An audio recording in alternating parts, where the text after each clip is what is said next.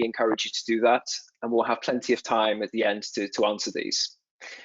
But let's get started, and with that in mind, let's turn to Naman. So Naman, can you tell us a little bit about your role, your background, and for our audience members who may not be familiar with SiriusXM connected vehicles, can you tell us a little bit more about your business unit? Yeah, absolutely. Hi, everyone. My name is Naman Shah. I'm a Senior Director of Product within SiriusXM's Connected Vehicle Division. So I think most of you know what SiriusXM is, right? So SiriusXM is the radio company, right? If you buy a new car, you buy a used car, you have a SiriusXM radio in there that has all these channels that you subscribe to. We recently merged with Pandora as well to keep our offerings on the mobile side competitive as well. But what a lot of folks don't know about SiriusXM is behind the scenes, SiriusXM actually has a connected vehicle service department. And what this group does is really a couple of things. Our main value proposition and core competency has historically been around safety and security. So you may not know this, but for a number of customers like the OEMs that we work with, meaning the car manufacturers, when you use the safety and security function, like some of them have an SOS button, that's a physical button in the car, you tap that, or there's some of the more premium cars have an in-vehicle concierge service. All of these are behind the scenes powered by SiriusXM. Historically, it was a call center. Now it's been branched out into more digital offerings. So like, if you're in an accident now, we actually know things about your vehicle, like, the speed, what sensors have been activated, is there fire in the vehicle potentially, how many seat sensors have been activated, so we know how many people are sitting in your car, things like that we can relay to emergency services so they are much more better prepared when they come to the scene. Right, so that's historically been our core competency, and some of the other things you're doing is like, as part of that, we're enabling in-vehicle commerce, we're enabling connected services, running the slew of operations for some of our manufacturers where the remote locks, unlocks that you do, making sure those are working as expected. So it's just a lot of the if you're familiar with in-vehicle technologies, it's a lot of the telematic services that is our core competency. That's really fascinating, and it really makes me think about me as an individual and the journey that I've been on since owning my first vehicle. So I guess my first car was a Renault Clio. That might not mean anything in North America, but the most exciting thing it had was basically a second-hand CD player that had a USB stick entrance on it. But then you think about cars today and really where we're going with it, it's unbelievable, and that whole ecosystem. So moving on, before we discuss the role cloud protection for Salesforce has actually played, can you tell us a little bit about the role Salesforce itself plays within your business unit today? Yeah, so if you look at SiriusXM, Pandora, connected vehicles, all of these businesses combined, right, we're talking around 100 million users. And Salesforce, we use Salesforce as our CRM for customer information. We use Salesforce Marketing Cloud to run a lot of the marketing campaigns. That is the crux of our business in order to acquire and convert customers. And at the same time, as I said, we have a pretty large service center on the connected vehicle side, as well as on the SiriusXM side. And so a lot of the service operations are also run through Salesforce. Yeah, I mean, when you think about Salesforce and the entirety of the customer 360, how actually they're trying to enable a digital platform that really helps the acquisition of the customer, the retention, the service, how you market to them, it's spectacular.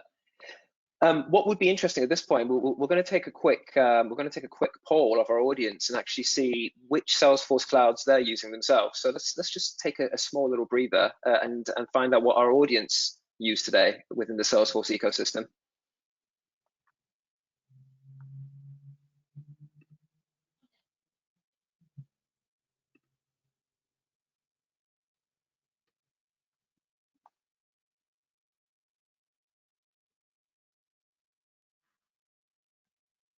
So we'll give it a couple more seconds, and then we'll see what the results are.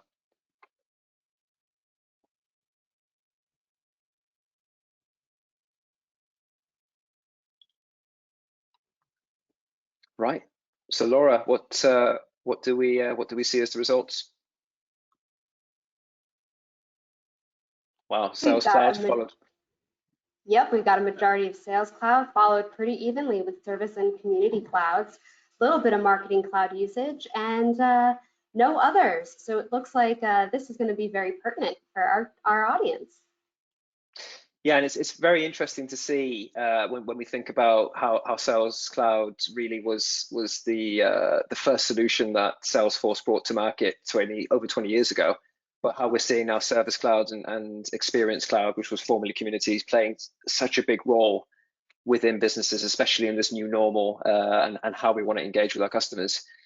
Um, so so from what I understand, Naman, you were very much spearheading the Service Cloud projects and deployment. Can you tell us a bit about the project itself, and what were ultimately the desired outcomes from implementing Service Cloud within the existing Salesforce mix that you have within SiriusXM? Yeah, so there was a specific project in the organization that I think we were kind of delaying for quite a bit, which was how do you take pre-owned vehicles, right, and get them to enroll in services as well, right? So, like, the number of used cars being sold is increasing. Like, if you look at any of the Hmm. data, it shows it's just hard to get a new used car these days as well, right? And if you think about the technologies that I was referring to earlier, there are things like, very, very sensitive, like, technologies that need to be highly secure, meaning if all it took me was to go look at my neighbor's car, right, it's a used car, if all I had to do was go take a look at my neighbor's car, pick up the VIN, like, the vehicle identification number from Yeah. the dashboard, and then tell someone that, hey, that's my vehicle, can you enable all the services so I can do a remote lock, unlock, track its location? As you can imagine, that's a huge security issue, right? Yeah.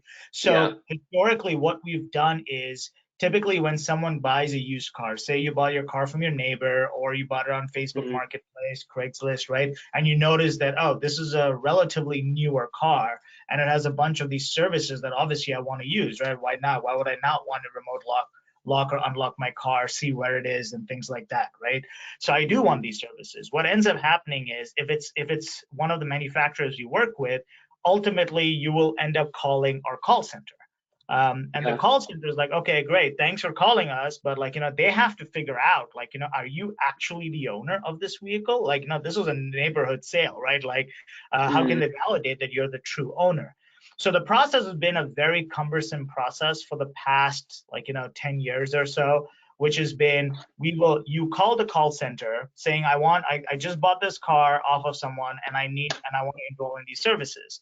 The call center Yeah. will say, great, you need to give us some level of proof of ownership, right? And so that could be the registration, the deed, anything like that that can validate that you are the owner. Yeah. And we ask you to fax that, right? So that's been the process, Wow. right? We ask you to fax that. As soon as we get the fax, then someone will call you. Someone will verify that the information is valid, makes sense. They'll update the records on our side, and then basically you'll get a call that'll let you enroll in these services, right? So as you can think about it, right, like the problem we're trying to solve is multifold, right? So one is from a customer experience perspective, because at the end of the day, it's all about the customer, right? From a customer experience perspective, that's a terrible experience. Like, I don't even know where I would go to fax something, right? Yeah.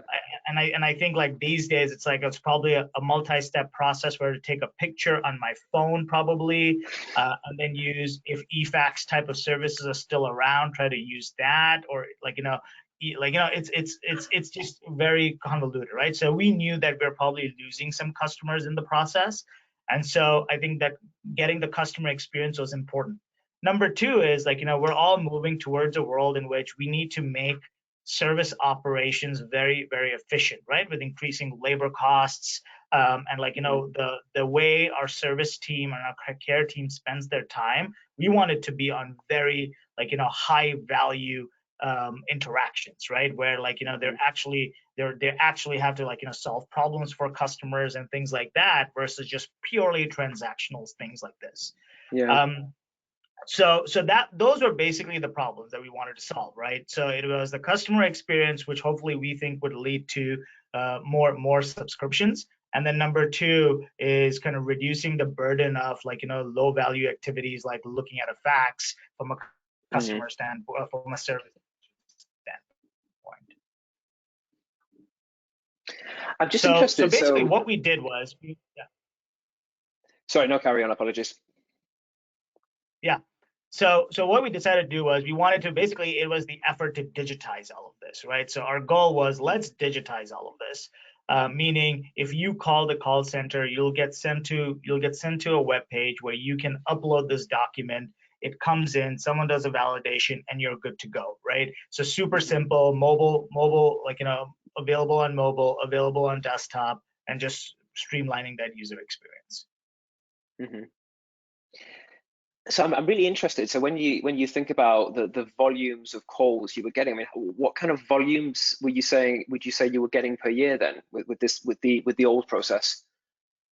Yeah, so we get anywhere from like 40 to 50,000 calls a year on this process, in the old process. Wow, that's crazy. I mean, I can, as a self-confessed borderline millennial, I still have slight recollection of how to use a fax machine from earlier on in my career. Well, I mean, with that old process and that drive to transform it, just staying on this point, how much time would you say staff members or call center agents were losing just going to arguably even find the fax and then have to then come back? I mean, how much time would you say you were losing doing that?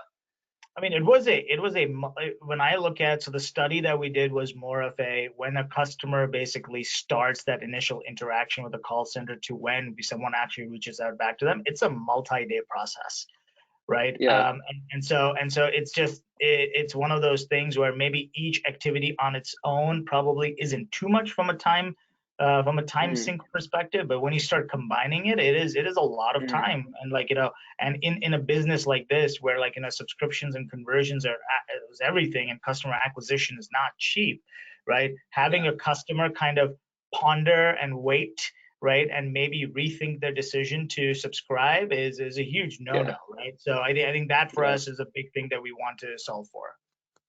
Yeah, and I guess, I mean, looking at the true capabilities that Service Cloud brings, you discussed there a web portal, which is the web to case integration. So that's a great way then of automatically queuing and getting that case to the right case handler with the right information. And again, I think about again myself. Early on, when I first started my first proper job, I used to work in retail banking. We had to fax people's passports and proof of addresses back and forth. And when you look back at it now, it's crazy how lax that was in terms of handling people's information. So I can really see how Service Cloud has really helped streamline that and also make sure the information is carefully managed. So moving on, I mean, again, based on past experiences myself, having been involved with service transformation projects, I can really understand why this would have been a key driver within your business to actually look at how Service Cloud can address this. And I guess security concerns are always something that you have to think about when it comes to any sort of modernization or rethink of how you do something. So in your case, you're looking at the existing channels that your customers can contact you on. You're opening additional channels, whether it's the web portal, to be able to address this specific transactional need of chain of custody and transfer of ownership. So one thing that I've always seen is that sometimes security can be a blocker to innovation, but actually when you want to innovate, you want to make sure security is something that's thoughtful. So I don't want to spoil anything for the audience. Can you tell us what your team focused on when it came to actually addressing that whole topic of security? Yeah, so when we one of the things we did was we had our security team as part of this process from day one, right? Which is the right thing to do. And I think we took a very being from the product and business side, right? We were making sure our end customer security was safe, right? So making sure all this information is encrypted, the way it's stored, all of that is good to go. What we failed to take, and I'm sure a lot of security folks will be smiling on this call, from a product and business perspective, what we didn't fully take into consideration was the security impacts to the system, right? So what that meant was like, yes, like, while the customer data was safeguarded, like, with built-in Salesforce security checks plus any type of encryption that we do in transferring customer data, the piece that we missed was around, what if someone sends a very malicious file as part of this upload, right? This proof of ownership upload. What if they send something very malicious and it goes directly into Salesforce? Because that's the entire point of this initiative, right? Which is, we don't want the agent to be that step up front. We want the agent to only be a step once the process is pretty much complete and all they're doing is a verification. And so it was like, wow, so this is for the first time we were doing something where the documents were not being sent to an agent. They were going directly into Salesforce on the case. So we had to make sure that these documents coming in, right, like basically pass the test so that no one, like, can get any type of malware or anything into our four walls. And so weeks before our rollout, when we did our final kind of security evaluation, it came up that, hey, like, guys, this is a no-go, right? Like, if we don't have a way to make sure that these files are being somehow checked for some type of antivirus or malicious compliance checks, if we can't do that, we can approve this project, right? And rightly so, right? Like, in these days, like ransomware attacks and all of that, you can get this from anywhere. So we had to make sure, like, that the security checks were done. And so this resulted in us, the project team, basically going back and deciding, all right, what do we do here, right? How big do we want to make this piece of the puzzle, right? We are at the 11th hour, ready to go. In our mind, all the tough problems have been solved. So what do we do about this, right? Like, how do we like quickly get this done?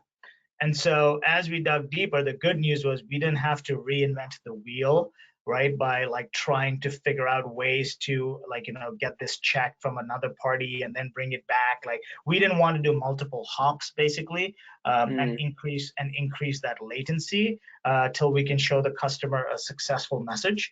And so we were like, okay, what can we do that's just, like, meets our latency goals more than anything else, and is on budget, obviously, and also, like, it's not going to take another, like, months and months of development work. And so that those are kind of like, the rough requirements that we had after we kind of went through this process. So staying on this point, so was there at any point where you thought, oh dear, this could potentially derail everything we're doing? Was there? Can you tell me a little bit about that when this first dawned on you? Like, just a little bit about that. Yeah, and I think initially the initial reactions that we had were like, what we didn't want to do was deviate from the two goals we had set at the beginning, right? So the goal number one was, we didn't want to put this back onto the customer, for example, right? Like, we didn't want them to be waiting around, like, if things are not being like waiting around while we're doing some checks behind the scenes, right, before uploading. So we didn't want to increase that time, and at the same time, we didn't want to put the burden on the call center team as well, right, our service team. Because if all we've done is shift their time from talking to a customer on the phone to making sure that they got a file that passes security checks, like, we didn't really achieve much there, right? So I think those were the two things we wanted to make sure that we were on top of, that whatever solution we set up with, that those two things remain unchanged, those two goals remain unchanged. And then at the same time, we didn't want a large scale effort on this front to start eating away at our ROI that we had put forward for the project as well. Yeah, it's always interesting when we speak to customers, this view that because everything is in the cloud, it's secure, and everything is vetted and checked. And I guess staying on this topic, it's that what we try to do is actually talk to people around there's this responsibility, and actually the responsibility very much spans the provider. So in this case, we're talking about Salesforce, market leaders, define the whole sort of cloud industry. And then there's the responsibility on the customer side. And yeah, a lot of the times we see that there has to be this thought process. And what always fascinates me is that if we go back 10, 15 years, the whole on-premise approach, you wouldn't just go get an application server and a software and not surround it with security. But for some reason, there's this disconnect now that because it's all hosted in the cloud and the hosting has been devolved, but we don't need to think about that anymore. But it is interesting to see that how that dawned on you. With the just delving a little bit deeper into this point, the security team. Did you find that initially with the project you were just focusing on the actual let's go and get this deployed? When security then got involved, was that something that was later on when this was discovered, or was security even consulted at all at the beginning of the project? Just staying on this topic here. Yeah, so security was consulted at the start of the project, but it was one of those, like, the design was still in progress. We were basically talking to them about problems that we wanted to solve. They gave us their feedback on, like, which are the more complex problems that you want to make sure you're solving, because it's a security and privacy thing, right? And so we didn't get like the specifics, and we brought up the specifics all as a piecemeal, basically as we went along, saying that, oh, this is how we say that this is the right customer. What do you think about that? And they would say, yep, that makes sense, right? And then finally, we went for the official approval. We put the packet together, and usually it's like, typically we think the sum of the parts from a security perspective should factor in for the whole. This was the case in which one part was missed, right, towards the end. And so that's when it basically came out. But usually, historically, we've done a pretty good job where we'll kind of piecemeal different aspects of security. Our architects have a pretty good sense if anything else is going to be amiss. And then when we finally get the final approval right before, like, it's usually a few weeks before launching, it's usually good to go, right? Because I think everyone's thought it through. Yeah, I guess essentially what we're trying to stop here is that stepping stone attack. So it's a threat actor going, well, actually, we see this potential target. In this case, it could possibly be SiriusXM, could be your organization. How can we use Salesforce to actually get in? So it's an interesting journey. And again, we're seeing a lot of this right now, especially with how COVID has probably redefined the way businesses and organizations engage customers in general. But moving on, so with all that in mind, what would you say the key drivers really were when you identified there was this need, you needed to potentially stop malicious content coming into the org? What were the key drivers when it came to actually selecting cloud protection for Salesforce? Yeah, so for us, it was primarily what we wanted to do was make sure it's like, we don't end up, I think launching the project was obviously quickly was still one of the top goals. Mm-hmm. Satisfying the security team in the process was also one of the goals. And then the third one was, like, from an engineering perspective, we wanted to make sure, like, we're not in order to move quickly, we're not taking on too much technical debt or doing something in a very hacky way. And at the same time, in order to get the perfect solution out there, we're not now spending months on end trying to devise the perfect solution for a very, like, what I would call almost a point solution that we're looking for this. So those are basically the things that we were looking for. And then obviously there's a certain aspect of, like, credibility too, right? Of, like, how will we end up doing this? And this was not a space that we were too familiar with. And so what we ended up doing was we basically made sure that, like, our Salesforce account managers involved, we got good recommendations from them. And that's how we basically started to go down the process of using F-Secure. Well, and then in terms of, and you use the term like technical debt, spending too much time actually focusing on that. And if we think about the story so far, we think about actually you've got 50,000 calls coming in. It's taking a couple of days. That time that's lost that could be spent with further customer acquisition, cross-selling. All these other metrics that's arguably going to help SiriusXM be successful and deliver even more value-add services to your customers. When it came to things like deployment, for example, and actually getting it up and running, what were your thoughts around that? Actually getting cloud protection for Salesforce up and running within your environment? Yeah, I mean, the good thing was, like, once we were connected to the F-Secure team, our engineering team first, they did a quick kind of look through just to understand, like, what is the effort on their end to set something up, and like, is this something that's they would have to maintain, monitor, things like that. And I think the good news on the engineering front was, I think it was a pleasant surprise that there's really no additional support except for configuring it into the environment, because it was a plug and play. So that was a big win right there, when I was told that we probably will not need, that we won't need any engineering effort except for some configuration through the different instances that we have. Yeah. The second thing was, then we kind of like, put this in front of the key stakeholder here, which is the security team, letting them know that F-Secure is the partner we're going to go ahead with, and based on their checks and balances that they do on their side, they were pretty happy with the solution. Just like, the fact that it scans for various file types, URLs, other malicious content, and also at the same time, like, this is your business, so we don't have to think about it on an ongoing basis, and we know that you're keeping it like, up to industry standards or beyond. And I think that was an advantage that I think we saw through the board. Yeah, it's really great to hear that. And I guess, so from your perspective, the fact that you didn't have something sitting outside of the environment where everything was having to be funneled to before it actually hits your org, I guess that was a key driver for you. I mean, what would you say the pitfalls would be potentially if you had to go for something which sat outside, just from your perspective?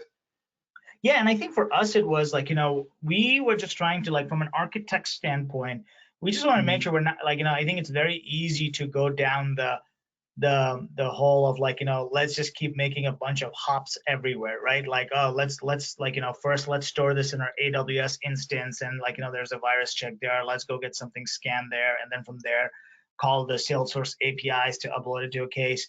Like, our goal is very simple. Like, this is such a specific thing we're trying to solve. Like, we're not trying to, like, reinvent anything.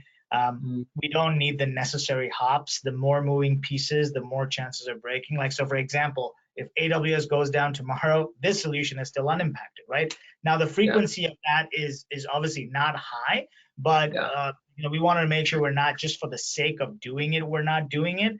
And also all of these things, depending on, like, the scenario and how these servers are doing and all of that, like the customer experience, we didn't want them to kind of go through this waiting period while we're making a bunch of hops and bounces everywhere, right? And then trying to get those signals back as well, right? Like, how do you interact with those signals? Like, if someone gets a signal that says this is not the right file, like, we want to make sure we're getting all of that quickly versus like, just waiting while these things are happening, because it's a bad experience if you're a customer and you upload something and then, like, it's taking like, a few seconds for it to come back and tell you that this like, upload a different file.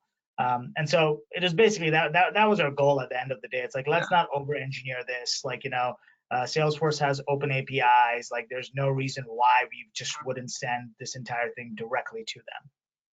So I guess what you're saying is that also with the way cloud protection deploys directly inside your org, you didn't have to consume any API calls because it's happening in there. And I guess when you think about all those transactions, and again, going back to the point you raised, again, 40-50 million of these requests coming in, I mean, on average, how many, let's just broadly say, bits of information does each customer have to share in each one of those transactions? I'm not sure of the exact kind of like the data payload sizes, but like, the customer pretty much, I think that the main pieces here, it's like, it's the customer information itself from a bits and bytes perspective is very small. The big unknown is the document, right? Like, someone could have just done a bad job saving a picture of their file, and it could be like 5 megabytes for no apparent reason or more, right? So I think that's the unknown that we were dealing with more than anything else. Yeah, and then in total, the total number of bits of evidence that they would have to supply. I mean, on average, I guess you'd have to supply evidence that you purchased a scarf from someone, like who you are, I guess, tying the purchase. So would you say there was 2 or 3 things that they'd have to supply each time? So usually we do take, like, the honor system in this, meaning like if you sent us a car title that had your name on it, we would take the honor system at that point and be like, yep, that's your car, right? And so, and obviously the credit card names need to match and things like that. But yeah, there are some checks and balances that happen behind the scenes. But generally Yeah. speaking, we try to be like, as long as you send us something like a title, you're good to go. Yeah, and also you mentioned something interesting about someone's trying to upload something. Let's say if it does get blocked, what was your impression of how that's notified to, let's say, the service agents at SiriusXM? So, and I'm just thinking of like, what was your impression of the usability around that? No, I think it was pretty easy for the users to know what's going on, right? So the process is once the document's uploaded, the customer is good to go. They don't need to get involved in that. I think the percentage of all uploads that'll have one of these is so small that we didn't want to deal with like keeping all customers waiting on the platform. So what we decided to do was the customer document is uploaded as part of the regular service agent workflow. They would go through all cases that have had a document uploaded, and they would go and review the document. Given that F-Secure does a great job of removing the document, replacing it with another document that just gives some details on like, hey, this was removed for whatever reasons, is part of our workflow, where then the customer will reach out, or the customer care agent will reach out to the customer and let them know that, hey, this had something that was flagged by our systems, and that they should upload a new document, basically. Yeah, and the reason I asked that question is because, I mean, again, personally having been involved in service transformation projects, the key thing is you were trying to move away from a customer reaching out, taking a couple of days, someone finding a fax, running around to actually streamline that. And the last thing you need is customer uploading something, it gets blocked, your service agent can't see where it is, they contact the customer says, no, I've sent it. And these little things, usability is really key, because then it becomes, that's when I find security becomes self-defeating, and it becomes an obstacle to transformation, to change. And yeah, it's great to see that that's not been the case. And I mean, I think what a lot of people don't know about cloud protection for Salesforce is that we, as a cybersecurity company ourselves, we've got more than 30 years domain experience in security. We're based in Finland, and actually about 4.5 years ago, when we adopted Sales Cloud, Service Cloud, Marketing Clouds, and Experience Cloud, which formerly was Communities before they rebranded, we actually developed a solution for ourselves initially. We worked really closely with a team in the US, and actually went to Salesforce and said, do you not have a solution to do this? And they're like, no, actually we don't. And it was a really fascinating journey that we went on with Salesforce, and they really opened up to us, and we worked with the team there and developed this, and we had this light bulb moment. So as we've developed this solution, we've wanted to be best in class for ourselves, and it's really given us that passion and drive to make sure that our customers who now use this solution have that same experience. And it's such a privilege to hear from you that you've seen the value in cloud protection for Salesforce itself. So, I mean, with that in mind, and the commentary we've gone through, so I guess at this point, Laura, I'm just going to hand over quickly and just see what questions we've had and come through during the session.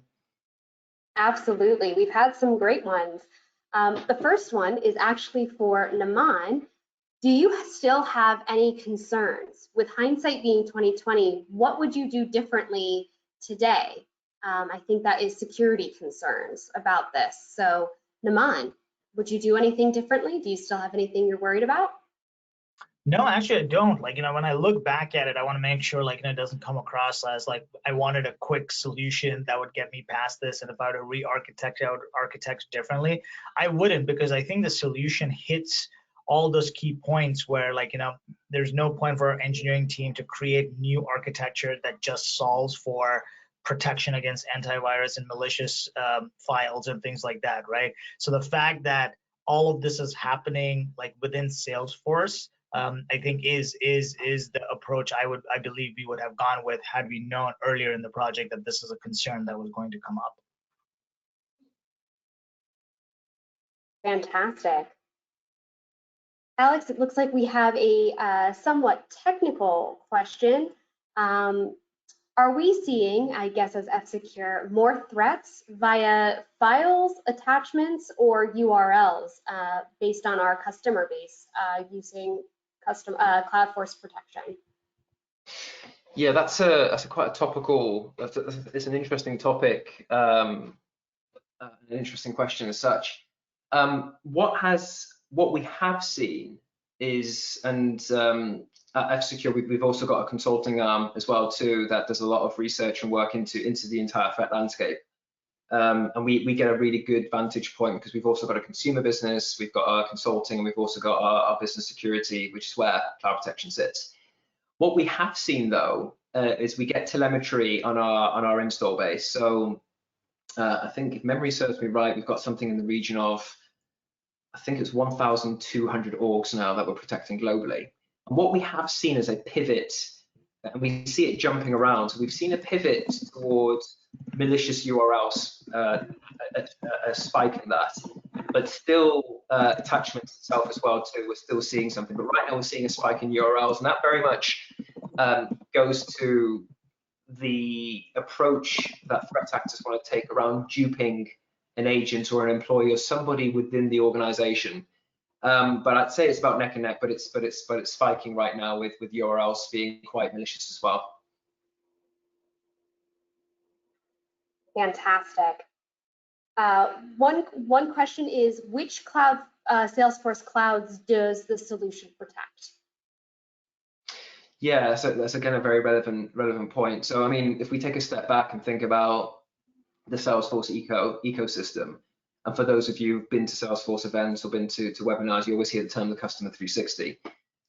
So it's a complicated, not a complicated, it's a rich ecosystem. But in terms of where we play a very strategic role, is anything to do with Sales Cloud, so the management of opportunities, any objects or attachments or anything you upload and attach to an opportunity, again, we can be checking that on upload.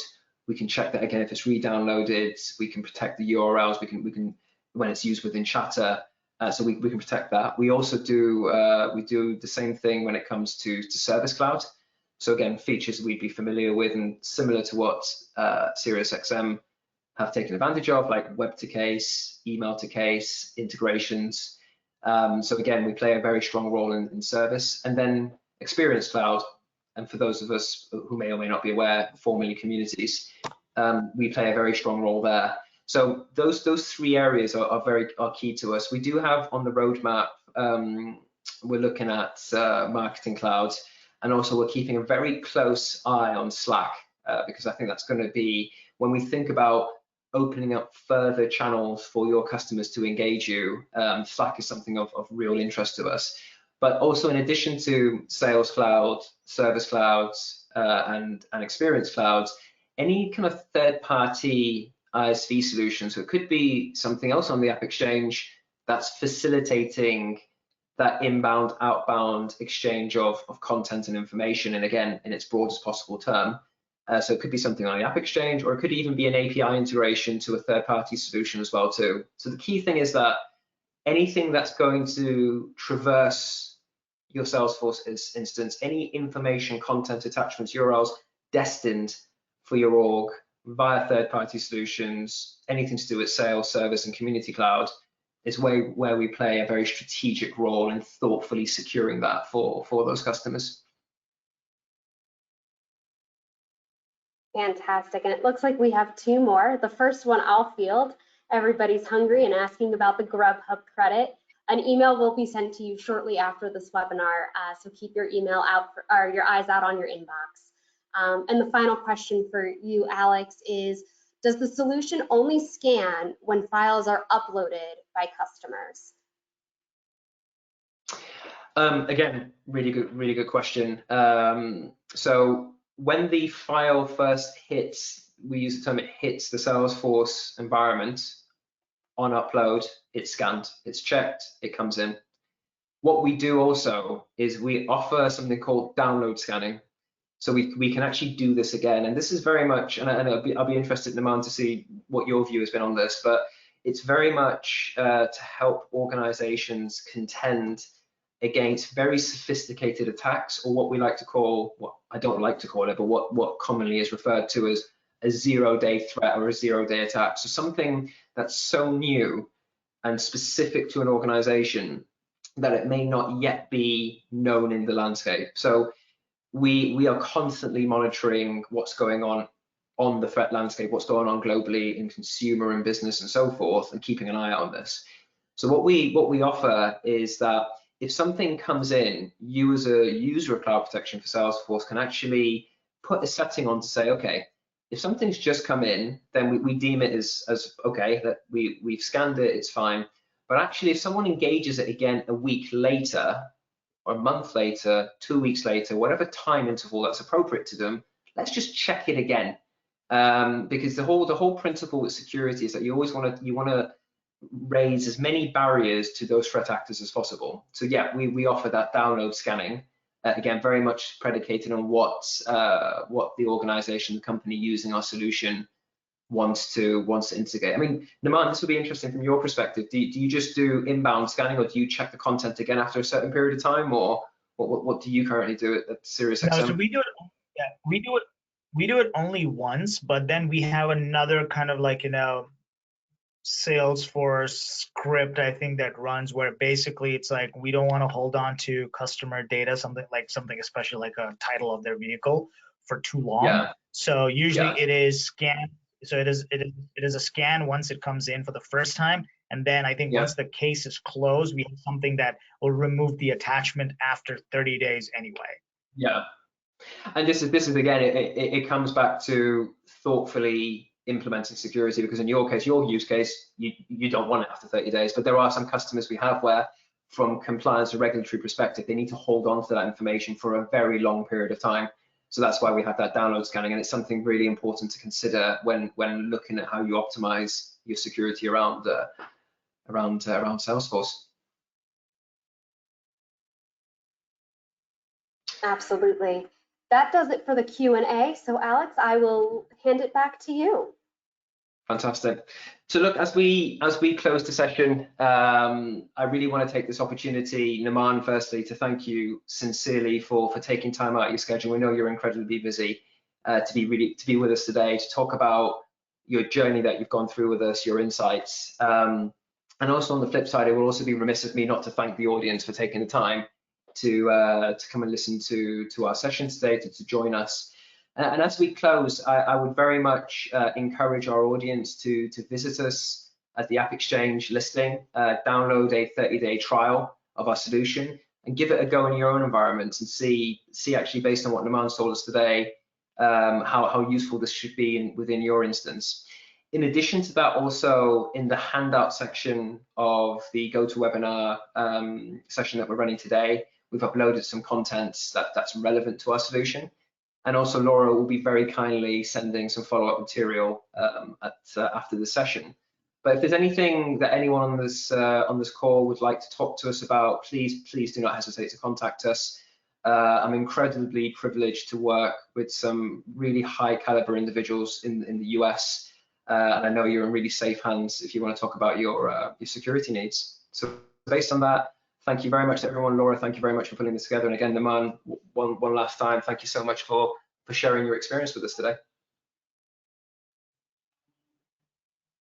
Thank you so much, everyone. Have a wonderful day. Take care now. Bye-bye.